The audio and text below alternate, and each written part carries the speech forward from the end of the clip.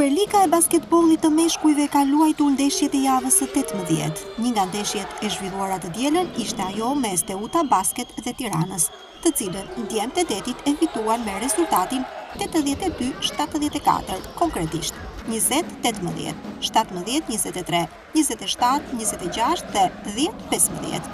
Me këtë fitore, krenaria e qytetit hipotekon vendin e dytë në kampionat. Ndonse ka qenë një ndeshje fortë dhe e ekuilibruar, ekipi arriti të ruajë qetësinë dhe të sigurojë një fitore të rëndësishme.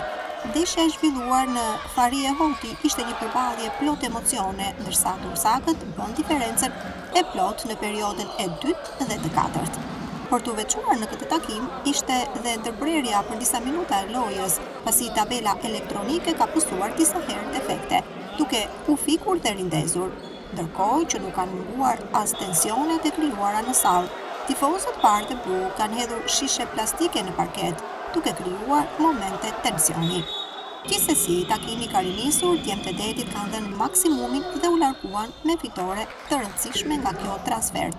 Kapiteni Kristi Korea udhëhoqi bregdetarët me plot 22 pikë, 5 kërcime dhe 5 asistime. Djemtë e detit bëhen tashmë gati për fazën e mëtejshme të play-offit.